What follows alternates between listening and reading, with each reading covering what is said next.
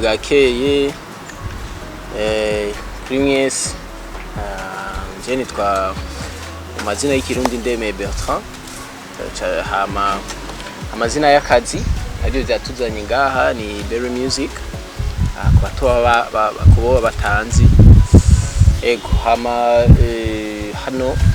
ko mutubona twese iyi ni the Beats and Ceations harimwo the same the Beats band baza ko bamwe mu bazi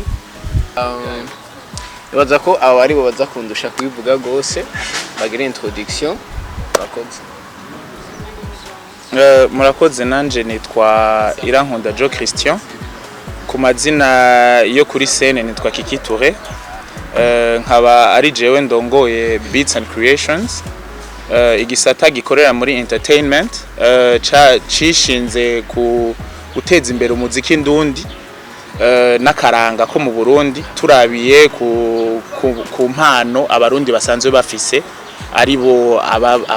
abaririmbyi nka Berry Music n'abandi igikorwa rero nyamukuru caduhuje uno munsi ni produit nshasha twebwe tugerageje turiko turalansa yerekeranye na yitwa Indundi Live Factory. Indundi Live Factory isigura yuko aba artiste bo mu Burundi turabashaka batangura kuvuza live mu ma concert yabo no mu bintu byabo bitandukanye tukababona badugije produit yabo ku rugero rundi nivyo rero uno munsi twahuriye ko kugira dushobore kubitanguza icese imbere y'abatubona namwe bwe mushobora gushikisa amakuru kure nivyo vyaduhuje uno munsi. Beats and Ceations turi muri entertainment dukora promotion ya art na talent y'abarundi mu gukora promotion ya art na talent y'abarundi no gushira hamwe inguvu kuvyo twebwe dushoboye nivyo bo bashoboye tukabishira hamwe kugira havemo produit nziza ishobora kuryohera umu auditeur wese canke n'umuraba wese ugarutse ku co wambajije cerekeranye nuko nivyo tugiye gukorana nabo ukungene tugiye kubikorana novuga ko ari kuryohora cyane indirimbo ziwe mu buryo bwa live music kugira ashobore ni ashobora kugera imbere ashobore gupresenta ikintu ciza gishobora kuja kuri échelle mondiale canke internationale kugira dushobore kumubona ari umu artiste nk'abandi bose dusanzwe tubona ngaha anye muri sous region n'ahandi hose nico onye cyane comme twebwe dufise inguvu zo kuvuza tukaba dushobora kuvugiriza kandi tumaze no kuvugiriza n'abantu benshi batandukanye twiyumviriye yuko biri ngombwa yuko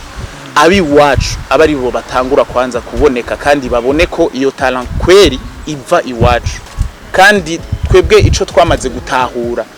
nk'abasanzwe bari muri ibi by'umuziki nuko tuzi neza yuko mu Burundi dufise amatana manini cyane manini tuyahaye inguvu zose zishoboka ashobora kugera kure gose.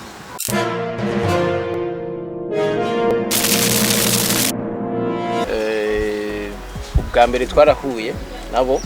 ntaramenya ko bafise iyo ide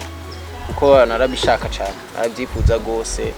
gukorana na bands urabona biragoye gushika we abitiwa ko live ni kintu bisaba ko umenyera ukora practice buri munsi kandi ni kintu kiryoshe cyoroshe so mu kubyifuza rero hari ibintu twakoranye hama ndaba proposa nsanga iyo ide irahari ni juste ku mwanya wabo utari bwagere wo kwishira hanze hama ncambwa ati kwa pato tutangurana na jewe sivyo uko uravye umuziki uno munsi au niveau international nkuko yabivuze uno munsi bariko badandaza umuziki wa live cyane sinzi ko mumaze kubibona so je nibaza ko muri kwa gukuza umuziki wanje cyangwa umuziki w'u Burundi en general nahisemwo kugira gose umuziki wa live kuko hari ibintu na submittinga byinshi bakansaba ama performance live urumva ibyo byose bikaba nk'ibisubiza inyuma so rero ngize ndabibakoza cansanga nabo barafise iyo ide cha turahuza cha ndavuga ati kwa patogira partenariat tugatangurira n'abandi ba artiste inyuma ndibaza ko bazogenda bamenyesha bariho baciye bakurikira hama ndavuga ati bana reka SPE igire partnership na Beats and Ceations sivyo. Hama nyine mbonereho n'akaryo kugira umuntu umupromoter cyangwa wari wese yifuza kuri concert live abimenye kuzo turi kumwe band unique ari the Beats band pardon. Nico nashatse kuvuga mugabo savye ko medye playback zoyigira nayo nyene mugabo unyifuza ama concert ya live amenye ko turi kumwe na the Beats band. Nico ahanini nashaka kuvuga muri kwagukura muri kwagutera intambwe. ngerageje kumwunganira nuko mu bintu vya mbere vyaturyoheye nuko twasanze umu artist Berry Music yaramaze gutahura ica hari karaje, yaramaze gutahura na step ikurikira iyariyo. Urumva biduha n'inguvu nyinshi, biduha na courage yo kuvuga tuti reka dutangura ahubwo twatevye. Urumva kuko umaze kumva twebwe tukibifise muri ide ukumva umu artist araje arakubwiye ati ahubwo nanje nivyo nashaka, nta kuntu nakumwe tworeka kubitangura kubera nivyo bikenewe, nivyo akeneye kandi nivyo no Burundi ngahanye bukeneye kugira amatano atandukanya duge hejuru.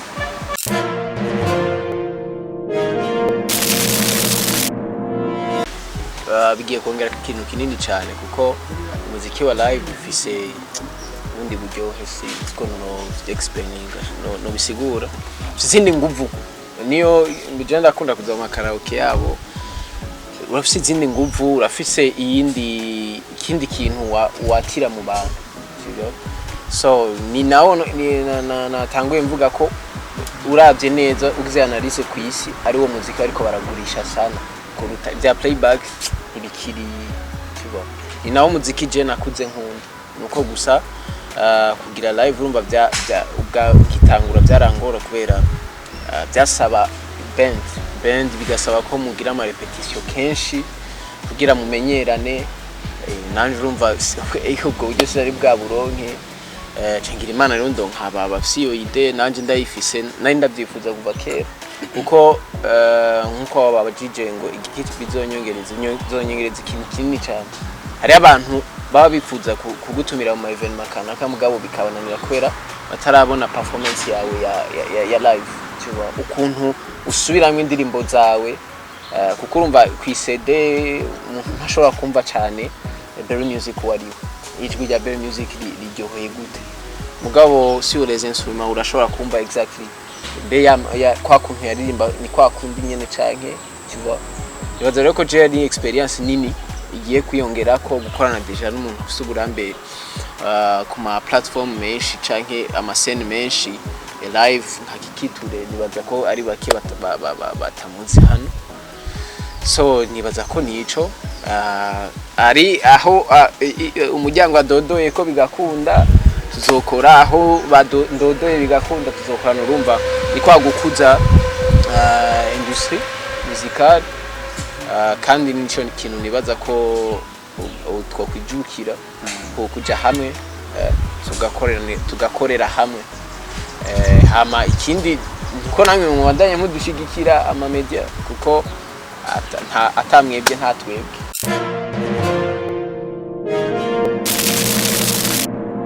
Muziki ni ama repetition menshi kuwaranja kugira abantu bazokumva nyene uburyohe bwa live music kubera ego nive nitwo tuvuza muri studio mugabo hariho touch ya studio hariho na touch ya stage sibyo. Ubwo rero twebwe tuzagerageza kwaranja imiziki yiwe turabe ko twoyishira ku rundi rwego yatwifashijemo na band dukorana nawe arico gusa naserutse na shofan hariho abandi benshi dukorana sibyo ko tuzoja ku kivi then twaranje umuziki bikunze turashobora no kurondera abandi bashaka kudufasha kuyaranja ko si ibintu byoroshe yawe ko tuzogerageza gukora gutyo ko live n'ama repetition menshi gusa muri practice birakunda. Nkuko ndamunganiye gatoya nkuko Kiki yari yabivuze en fait talent irahari kandi turamaze gukorera n'abandi benshi wanashima uretse n'abarundi kandi bikagenda neza cyane. So rero kame ubu rero kuko twebwe urugamba tuvuga ati dufise nubwo gukuza umuziki wacu ngaha mu Burundi. So rero kame mere nk'ivyi wacu nka ya ntambara turimo hamwe tuvuga ati dushaka kumuziki kuduga yoza kameme ubu tugiye gukora cyane gose kabisa kugira ngo iyo niveau aho hantu twifuza ko umu-artiste wo mu Burundi ashika no tuduge twese kameme kandi ni inyungu iwacu ni inyungu kuba bo tuzokorana abaririmbyi kuri twese kandi n'umuziki en general w'u Burundi bizogenda neza cyane.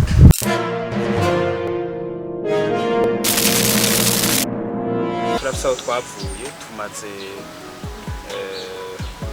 umwaka n'igice presque dutanguye gukorera ngaha mu Burundi hama turafisa aho twatanguriye turafise abo twagiye turakorana muri live mvuze nk'abasani twavugirije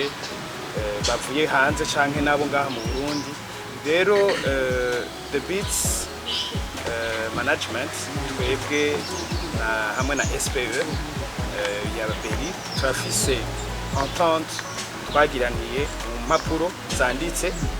nta bugenzi burimo turi abantu bari professionnel de deux côtés turafise ivyo twumvikanyemo turiko tukaba dufise vision yavyo twese hamwe turiko turakorera donc subugenzi cyane ikintu canditse ni plan twagize nabo nyene barayumva niyo mpamvu nibaza yuko des deux côtés on gagne tous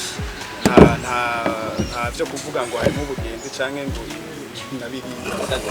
nakazi tugomba guteza imbere umuziki ndundi muri live nkuko yavuze nta bugenzi burimo ni juste gufatana kugira dutere imbere twese cyuba biranditse twaricaye turavyandika kugira turinde tubibamenyesha nuko twahisemo kubitangura rero bitakiri mu majambo so ribaza ko twebwe nta myaka twirimise ngo urumva ngo dukorana umwaka umwe amezi no tuzokorana habaye igihindukanye bazabamenyesha nkuko twabamenyesheje kuko urumva abantu turi mu rugamba go guteza imbere industry cyane cyane ya live urumva ntitwavuga ngo bizofata ngo mezi abiri ngo atatu cyuba kuko urabona kumengo twebwe turacari inyuma gato bisaba ingufu nyinshi cyuba mugabo sinzi igihe bizosaba mugabo nibaza ko tagiye kinini kuko dushizemo ishaka nibaza ko Burundi amatara mwese murabizi ko amatara ni menshi gose ni juste twari tubuze nyene initiative ngiza the Beats and Ceations zitanga kugira twese tudugire hamwe so nibaza ko rero nta dele turishira ko ngo umwaka amezi kuko n'urugamba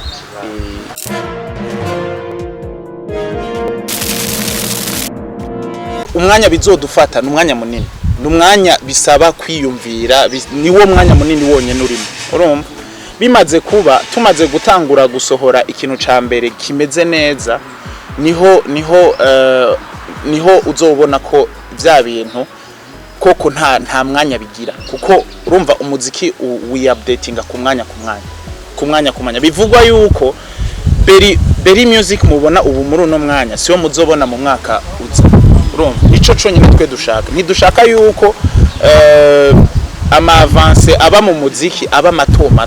ifoko aba ikintu kiri significant ku buryo nuwahora muraba avuga ati ahubwo rero reka niyabone no kwa Berry music ubu nyene urumva kubera azoba yamuhaye ikintu kiruta ivyo yahora abona nico gituma rero